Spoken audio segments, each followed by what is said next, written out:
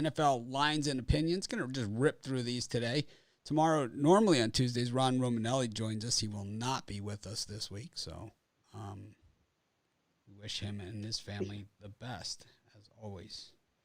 But, yeah, we got another week of NFL ahead. Just seems that no team can stay on top for more than a week, Joe.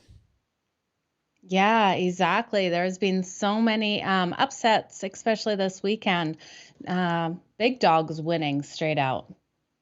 So we saw Washington, the Colts, and what was the other big dog, Mitch? Washington, the Colts, and Texans. the Texans all winning outright. Yeah, so definitely, we've just seen some crazy times. You look at a team like the Titans, they have 3 losses, and it's, the Jets and the Texans. And, they beat the good teams and they lose to the worst of the worst teams. And then, here they are traveling to Foxborough on Sunday.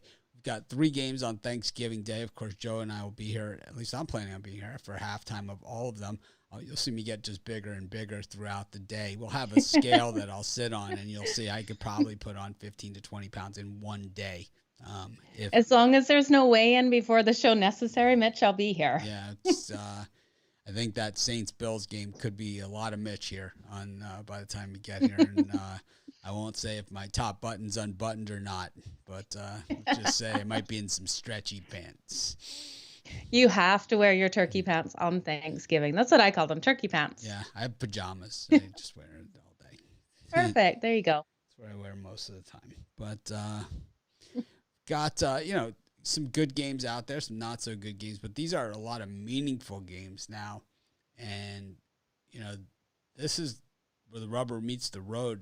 We start to look at the divisional standings of these teams, the playoff positioning, all those things. It's time to start talking about it. Most of the teams have 7 or 8 games left, depending on if you've had your bye, if you haven't had your bye, and exactly what the situation is. But most teams have 7 games left. All teams have 7 games left that are playing this week. I believe this is the last week of byes. No, everyone has 7 games left that will be playing this week, and there's 2 teams on bye. So it'll be the Chiefs are on bye. I forget who the other one was, but we'll get to it. But let's just get right into it. Thanksgiving Day, we got the Lions and the Bears. The Lions still looking for that elusive first win. They do have a tie, so they're not going to go down as one of the worst teams in NFL history. We've had a few winless teams, in NFL history. A lot more winless teams than teams that have gone undefeated. It's impossible.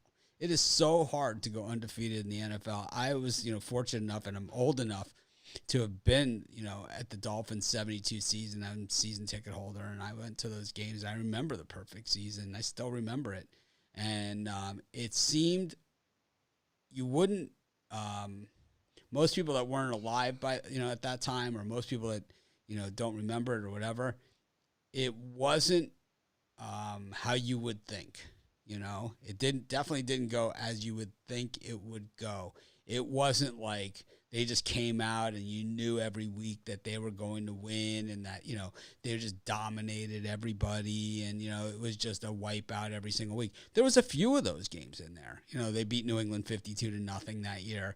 At home, it was a big win, and but some of those games they were nip and tuck. So so the NFL hasn't really changed in that regard.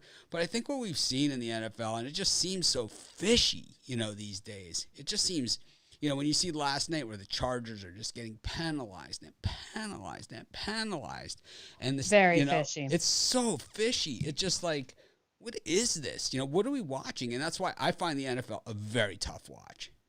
I ever since the Steelers Seahawks Super Bowl is really when I've kind of tuned out. Since then it was just like, I do the NFL, I watch it, I'm just like everybody else. I know it's the most popular sport, and I try and get excited about it, and but at the same time, it's like you see these calls and it's always Steelers games, it's always Packers games, and it's miserable. It's just miserable. It's like, why bother playing the game? At that point you say, why bother playing? And that Steelers Seahawks Super Bowl was that game.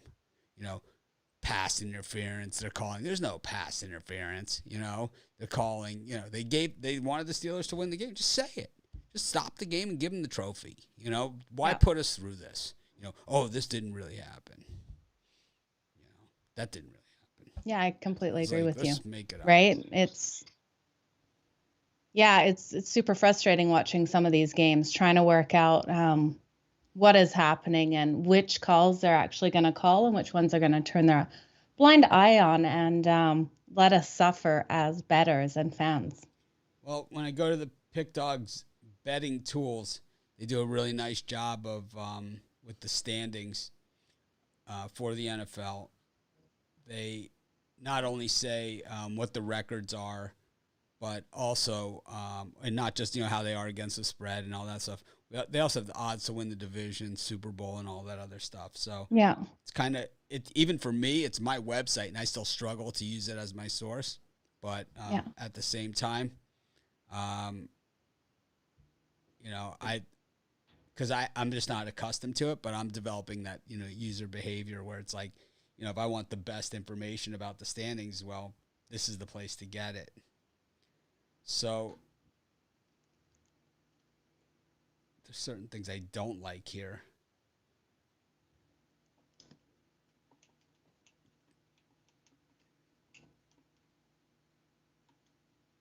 So the thing is with the odds, they only say to win the division. But here we go. So the Bears are playing the Lions. The Bears are sitting at 3-7, and the Lions 0-9-1. Neither of these teams are going anywhere. The Lions have been eliminated from the playoffs. It's surprise there. Yeah, the Lions are already eliminated from the playoffs. The Bears are plus 25,000 to win the division. So they're pretty much out of it. They're 4 games behind the Packers in the loss column, 5 games in the win column. So the Packers and the Chiefs are the teams that are off this week. Yeah.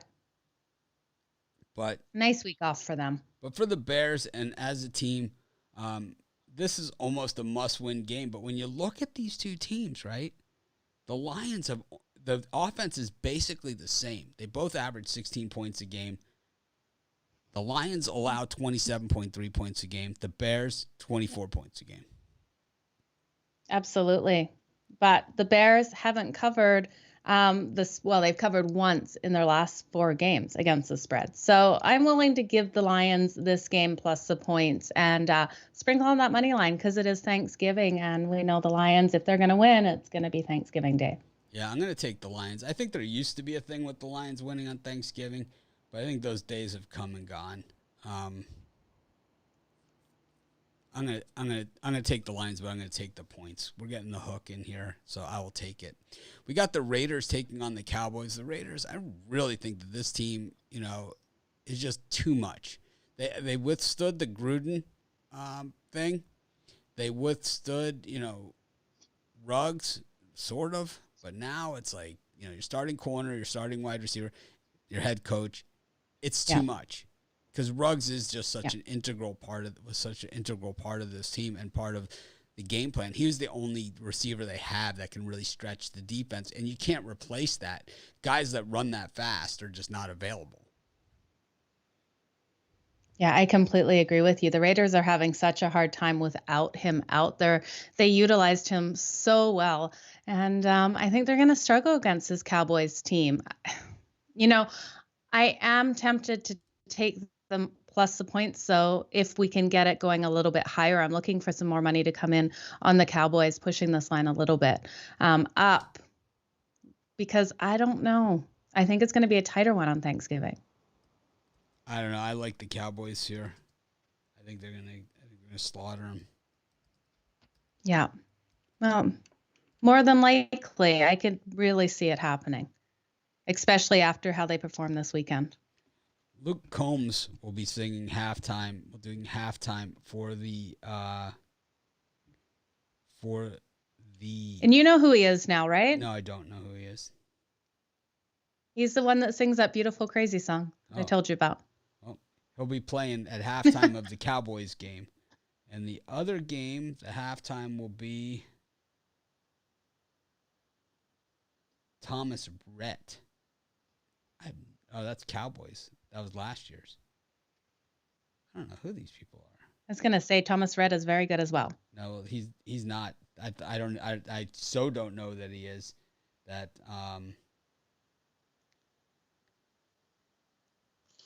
Guess you're not a big country fan, Mitch. I'm not a big country fan. I'm not a fan at all. No? No. Well, I'll listen to all the country music for you. There'll be a Drew Brees celebration for the Saints game. Okay. And the other game for the Lions, it will be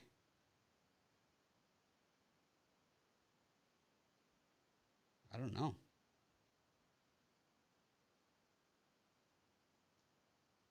No idea. Don't know. Oh, well. Anyways, Saints-Bills. Saints +4 at home. They've been cover machines on Thanksgiving. Of course, they had Drew Brees, not Trevor Siemian playing QB.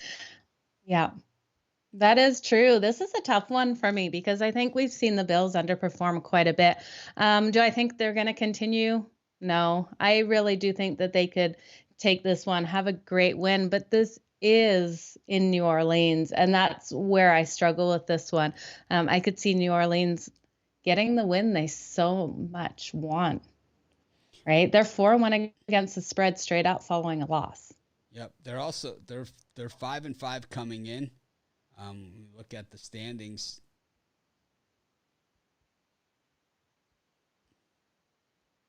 Saints 5-5, just 2 games behind the Bucs, depending on what happens tonight. If the Bucs win, they're 2 full games behind. If the Bucs lose, they're just a game behind the Bucs, but a game ahead of the Panthers. So the Saints have not had the Saints have had their bye. Okay, so the teams that haven't had the bye: the Panthers, the Chiefs, the Packers. Panthers, Chiefs, Packers, Eagles. Yeah. Panthers, Chiefs, Packers, Eagles are the teams. So see if any of those are playing this week. Yeah, the Panthers are playing this week, and the Packers are playing this week. So go figure. I don't know. I think this is a tough one. It's a lean maybe to the Saints plus the points. For me, yeah, just the Bills have been so bad. They've now lost the lead in the division to the Patriots. They're half game back, but still favored to win the division. The odds still have them favored. And they have been doing well on the road, covering the spread in 7 out of their last 10 road games. Yeah, it's definitely a tough go of it for the way the Bills have been playing. It's like that no one's fault but their own. It's not like they've been losing to the good teams. No, they've definitely been playing down. And I've talked to a couple athletes, and they say it really does get in your head when you're playing a lower team, and you just don't think there's any way they can beat you. Well, speaking of lower teams, we got the Falcons and the Jaguars. Falcons also in the mix in that AFC South, but every time they seem to get any kind of momentum, they get knocked down. And, they're 4-6 on the season coming into this one up against a Jaguars team that looked as bad as they've looked. So for the Jags, we're starting to see a pattern. Good game, bad game, good game, bad game. Yeah. Coming off the bad game, now they play the Falcons back-to-back at home here for the Jags. Yeah, I don't think they'll have a good game against this Falcons team. I think the Falcons can come out and get it done. Yeah, I'm going to go with the Jags in this one. Okay. Good game, bad game. Patriots against the Titans. This one's interesting. You got Bill Belichick against Vrabel, a Belichick disciple. Titans 8-3 on the season, coming off of that loss to a bad loss yesterday to the Texans. Meanwhile, the Patriots have now won 5 in a row, 7-4. Yeah, the Titans had this game circled. I swear it was a look ahead for them. I think they're going to come into this game so strong. I think they're going to give the Patriots a really hard game. I'd take them plus the points here. I think this is going to be a tight fought battle. Yeah, I like the Titans plus the points. I think the world's going to be on the Patriots in this game. Yeah. We got the Bengals. Absolutely. Bengals minus 3.5 against the Steelers. The Bengals are 6-4. The Steelers 5-4-1. So that tie, hurting or helping the Steelers here, however you want to look at it. But both these teams are chasing the Ravens. But both of them, if you look at the playoff standings, they would be in a tiebreakers format with the Bills. It's the Bills, the Bengals, the Bills, the Bengals, and the Chargers all tied at 6-4 at this point. The Steelers 5-4-1, so that half game behind both of them, all of them. And then there's a bunch of teams, right there. The Colts are 6-5. Yeah, this one scares me because we look at a Bengals team that just has not been covering at home, 1-5 against the spread in their last 5 home games. But I think this is one where they bounce back. They get a nice win over this Steelers team who, yeah, they did end up showing up at the end of the game last night against the Chargers, but I don't think that they will do it against the Bengals 2 weeks in a row. Yeah, the Bengals got them earlier in Pittsburgh. So, I don't know. I wouldn't be surprised if Pittsburgh got them here. We got the Texans against the Jets. Something's got to give here. Both 2-8 on the season. Joe needs some help now with the way the Lions are playing. She's going to need the Jets to win this one. And I can't believe I'm going to say this. Like, I really want the Jets to win against this Texans team. I need the Texans to be the worst in the whole league. I need the Lions to step up. I'm hoping the Jets come out and win this, but I don't know. Tough call in this one. We've seen ups and downs out of both these teams. Texans just got a nice win this weekend. I don't know. I'm going to have to take the Jets plus the points. I think this is a coin flip either way. 1 point kind of game. Yeah, this is a tough one. I like the Texans. A little bit of momentum there off of their win. And the Jets, just with Joe Flacco, are just so bad. Terrible. Terrible. They are for sure. Terrible.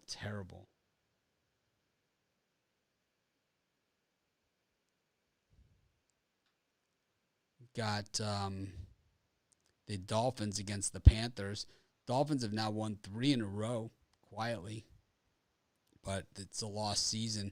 They pretty much need to win out and need a ton of help, but it's not like they're all the way out of it, but winning out is not going to be easy. They don't have the Bills that they have to play, but they do have a rematch with New England, who they beat already this season.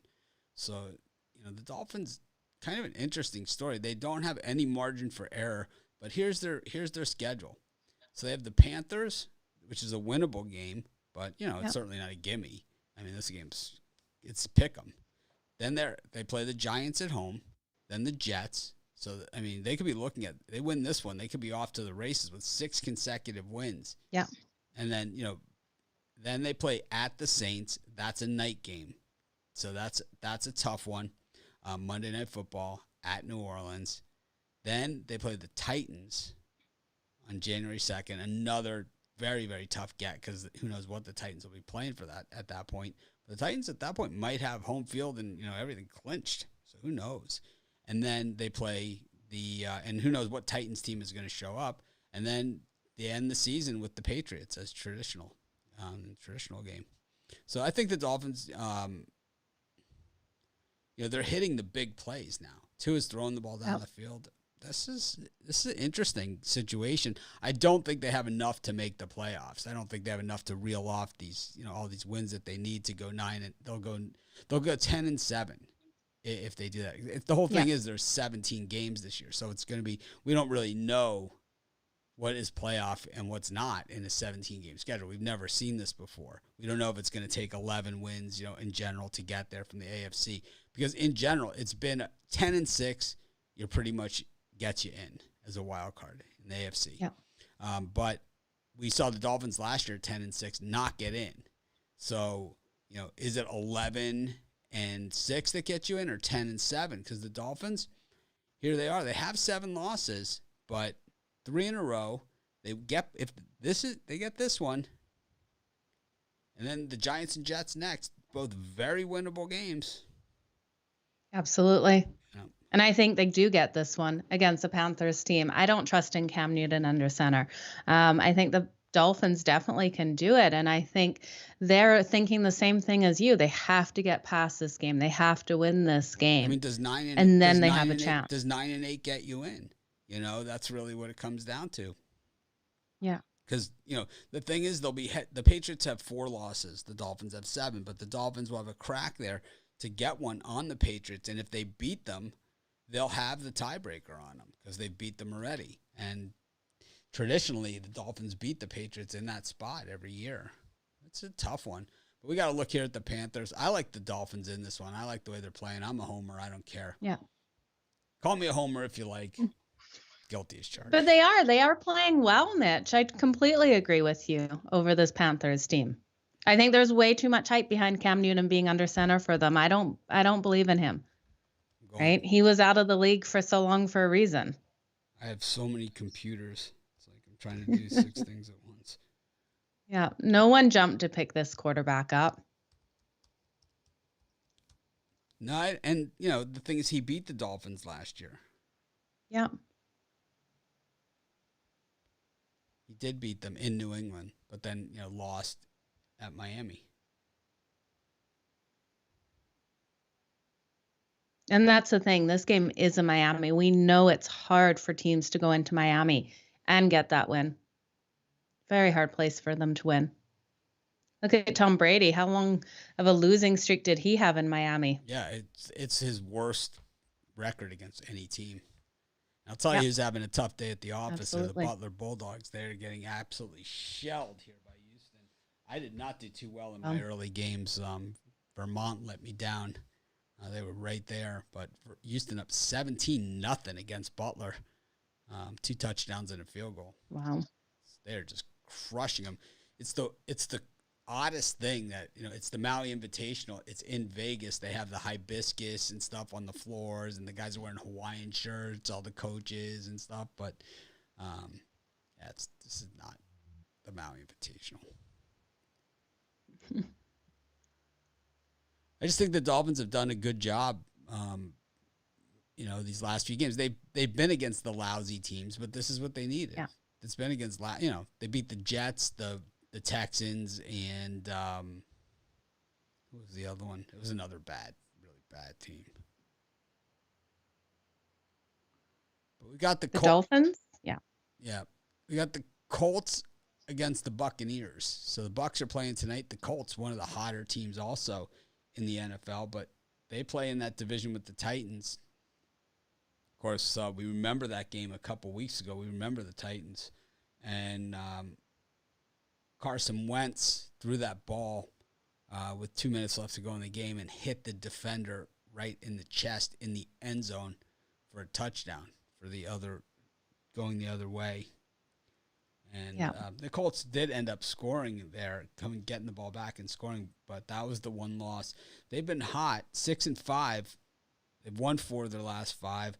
Still plus 600 to win the division. The Titans 8-3, and they have the Patriots on tap next week. That might be a nice little wager right there. A future on the Colts just to win the division. I like it. I definitely do. They have so much momentum right now, and I think they're going to come in, and I'm going to take the Colts plus the points against this Bucs team. We look at a Bucs team that has not been doing well on the road at all. 0-5 against the spread in their last 5 road games, and then 0-6 as a favorite on the road against the spread. Yeah, you know, a thing that, you know, we always hear Big Al talk about on our shows. He talks about the plus-minus points. Colts are big plus points. You know, they're 6-5, but they're plus 64 points. You know, meanwhile, the Titans are 8-3. They're only plus 37 points. Yeah. And the Bucs, you know, I mean, they can be had, especially on a short week in Indy, you know. Absolutely. I like the Colts here, money line. I think they get it done. Well, we also saw what Washington was able to do to this Bucs team, right? And the Bucs were off a bye that week, and now they're on a short week for this one. I really do think the Colts have a very good chance, Mitch. So I like that money line. Tonight we'll see. You know, them beat up on the Giants, and they'll talk about how great the Bucs are. Absolutely. So that line could shoot up. We could get more value with the Colts plus the points. I'll tell you what, I didn't bet enough on Houston here. I mean, they are just really slaughtering them. Got the Giants and the Eagles. So the Giants play tonight, and then they play the Eagles on Sunday. Yeah, this will be an interesting one for sure. I know I'm still dealing with some injuries there. I don't know. This is a hard one for me. -3.5 is what I'm seeing right now. The Eagles are really starting to play I some don't. solid football, and they're starting to look like a playoff team. In a Yeah. conference, the NFC generally a lot lower win totals to make the playoffs than it is in the NFC. And when you look at the Eagles at 5-6, especially if they can get this win here, they'll go to 6-6 with 5 games left. Well, 6-6, yeah, with 5 games left to go in the season. And you look at the other 5-win teams. The Vikings have 5 wins. The Saints 5 wins. The Panthers 5 wins. The 49ers 5 wins. Only one second place team has more than 5 wins, and that's the Rams. So it's wide open in the NFC for that spot. I don't know. I think I kind of have to like the Eagles' chances here, and I like their chances of making the playoffs. Yeah, I do too, Mitch. I think it's the way to take this one. Eagles minus the points. Giants They, to me, the Giants are terrible. I mean, they'll show up here and there, but this isn't enough yeah. points to talk me into it. The Giants are getting points at home. Yeah, which I normally love a dog at home, but not in this case. We look at an Eagles team that really has been doing well in their last couple of games. 5-2 against the spread in their last 7. The only thing that scares me is they are 2-5 in their last 7 against the NFC East teams.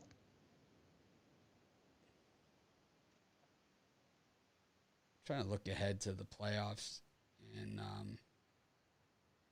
see exactly how this is going to work. So there is an additional playoff team. So it is there's an additional playoff team. So only one team, I think, gets a bye, because instead of there being just four playoff games on opening weekend, there's 6. So I believe there's a third wild card team. Okay. And only the team with the best record in the conference gets a bye the first week. So that really opens things up for teams like the Dolphins, for teams like the Eagles, the Eagles the Dolphins have 7 losses, the Eagles have 6. I mean, and plus 3 teams now make it instead of 2. This is a Monday Night Football playoff game. Yeah, the Eagles are going to be so hungry to get this win. I don't know. With the way they've been playing, this is a team that I haven't really believed in, but no, I haven't either. Can't deny them that win yesterday over the Saints. No, they beat them up. We got the Broncos at home against the Chargers. We saw the Chargers win last night. It was, a million penalties in that game. That was just another one of these games that, like I said at the beginning of the show, makes me not like the NFL. And people are like, how could you not like the NFL?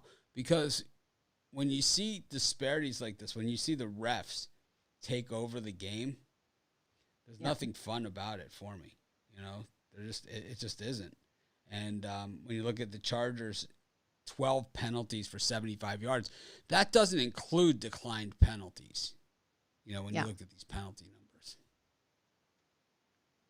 Yeah, I'm going to have to ride here with the Chargers again, minus the points against this Broncos team. This is a divisional game, and the Chargers know that they have to keep winning, especially in these divisional games, if they want to, beat out KC, take the division, or make the wild card. So Jay Billis is on ESPN eating Hawaiian food, I guess, in Vegas.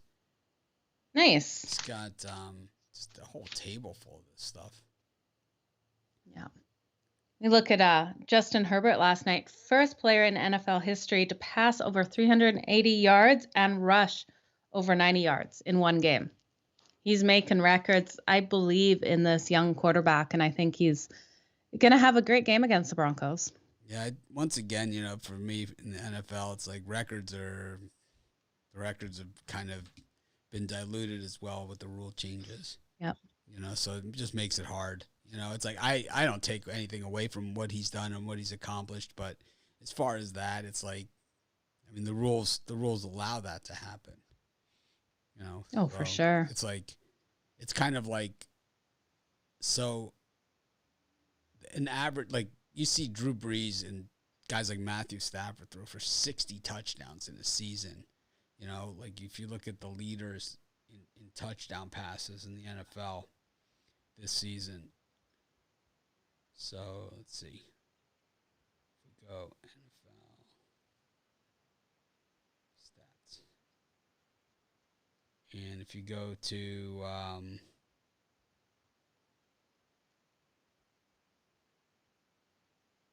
passing statistics. So Tom Brady through 9 games has 27 touchdown passes. Dan Fouts, who is seen as one of the best passers, in the history of the game, Air Coryell, right? Yeah, they had Air Coryell. His best season he ever had in his entire career, 36 touchdown passes. His best season ever. Wow. Yeah, ever. And that was the NFL record for 15, 20 years. This is how much the game has changed. So, yeah, Dan Marino, when he broke that record of Dan Fouts, he threw for 48 touchdown passes. And that was seen as smashing the record. Yeah. So it's like, it's hard to say that, he's the first guy to do this and they're the first guy to do this, because obviously these are different rules. And Peyton Manning is one of the only quarterbacks that you'll ever hear say this. When they said, "Oh, you broke the record for most touchdowns in a career," you know what he said? He's like, "What? If I had to play by the rules that those guys had to play by," he's like, "I wouldn't have half of this amount." It's like, absolutely. Back in the day, like when Fouts was throwing those touchdown passes, he played in the same division as the Raiders. Lester Hayes used to have stickum all over his body, and it would just rub it in the receiver's eyes. He was allowed to mug them. There was the chuck rule. They were allowed to chuck. You're allowed to basically decapitate the receiver within the first 10 yards from the line of scrimmage. Then they made it 5 yards. Now you can't touch them at all. So, wow. Yeah, it's a huge difference. It really is. It's a huge difference. So that's why the numbers have changed so much. And now, now there's more games, which makes Jim Brown's numbers, which make his numbers all that much more impressive. When you look at his rushing records, where it's like he rushed for over 100 yards a game in his career on average, which is insane. Like 1,000 yards in an 11-game season is a lot different than a 1,000-yard rusher in a 17-game season. It's just a difference. Oh, absolutely. And that's why I don't believe in calling certain players the GOAT or the greatest of all time, because you put that player back when they didn't have the rules that really protect the quarterbacks now. I don't think they would have lasted in the league so long. So if you look at the top 100 best touchdown throwing seasons, almost all of them are in the last 20 years. The only outlier is that Marino season. So the number one most in a year, Peyton Manning, 2013, 55. Tom Brady had 50 in 2007. Patrick Mahomes had 50 in 2018. Manning, 49 in 2004. And then there's that Dan Marino in 1984. It's the outlier season, see? And then you have Aaron Rodgers, 2020, he threw 48. Drew Brees, 46 in 2011. Aaron Rodgers, 45 in 2011. And then Dan Marino, 44, 1986. And it's a total outlier season. You see how much better he was than everybody else, because you keep going back and it's like it's 41 in 2011, 40 in 2020 by Tom Brady. We're already at 15th best season. We're all the way back, and there's not another quarterback pre-1995. If you go to 1995, Brett Favre threw for 38 touchdown passes in 95. He's next on the list. In 96, he threw for 39 touchdown passes. So you see the disparity, 55 to 39 in 25 years of rule changes. And then you have the one guy in there in the middle, 1984, fifth place, 1986. You go back to like for someone else in the 1980s on this list, you're back to, so if you go back before someone for the 1980s, you're down to 31st on the list. George Blanda threw for 36 touchdown passes in 1961, and that was in the AFL. So it wasn't even in the NFL. It was in the AFL. Wow. Yeah. Right? It's crazy. It's like that's what these rule changes have done. 1999, 2012, you look at this and it's like, can you put Steve Berline, and his 36 touchdown passes in the same class as like, Dan Marino throwing 48 in they're just not there. And you keep going, you can keep going and it continues on and on. Then you go 1994. This one is close, at least. Steve Young, but everything else, 2000 and beyond. There's just a very few outliers in there. It just shows you that Ryan Tannehill, is on this list. 2020, 33 touchdown passes. You think he's better than Dan Fouts? No, no way. Not even in the same conversation at all. Not even in, but when you look at the numbers and you hear them say these things, they are, which is sad. Yeah. Anyways, I don't know how we got there, but we did. We totally did. We were talking about which game now? The Chargers and the Broncos. I think, yes. And then I brought up Justin Herbert's record. Right. Who I wish was on the Dolphins and wish they gave him the number 13 Dan Marino jersey. Yeah. Didn't happen. But we got the 49ers playing against the Vikings. The Vikings now 5-5. The 49ers at 5-5. And the 49ers beating up on some of the bad teams. We've seen them do this throughout the season. And then when they play against the better teams, they get waxed. They did beat the Rams, but the Rams, we're not sure if this is a good team or a bad team anymore. Yeah, that's true. The Rams are a huge question mark for me. So, but in this case, I'm going to have to go with the Vikings plus the points. I really do think Kirk Cousins is underrated. And against the 49ers and Jimmy G, I would rather rely on Kirk Cousins to pull it through with his team and get the win.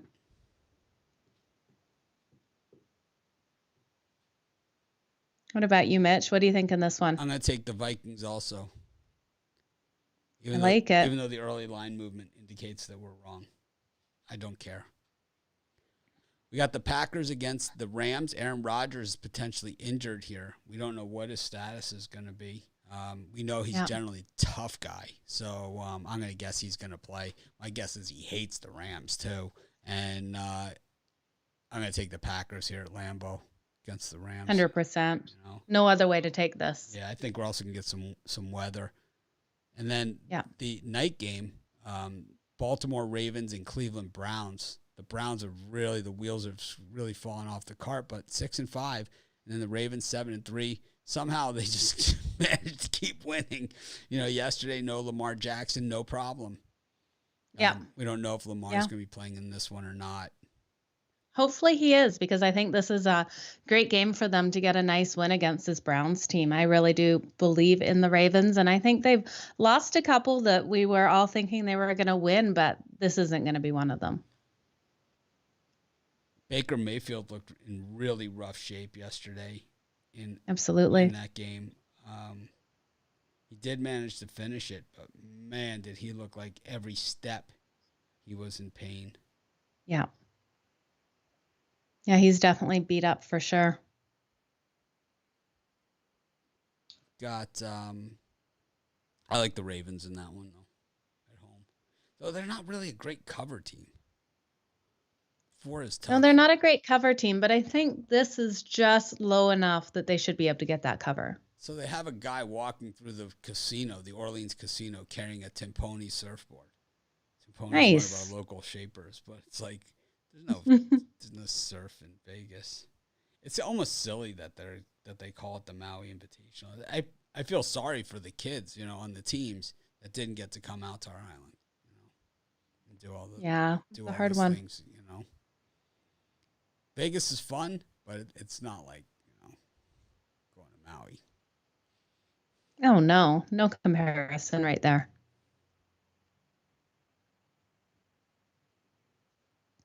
What about the Monday night game, Mitch? This one's going to be interesting. We have the Seahawks at Washington. I like the way Washington is playing. I don't love the way the Seahawks have been playing, but normally that's when the Seahawks get you.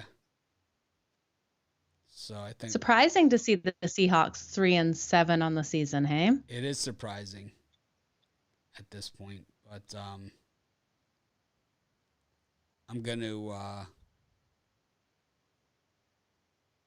It's a tough one. I'll have to come back to that one. I think I'm gonna Ruffalo that one.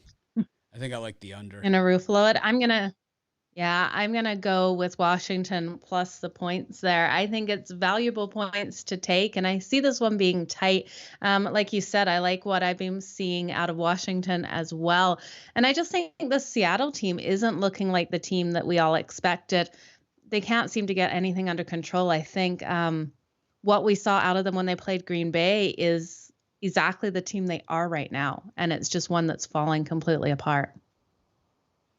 Yeah, it's tough to tell. They did not look good yesterday, that's for sure. But they played against a good team, so we have to give them some credit.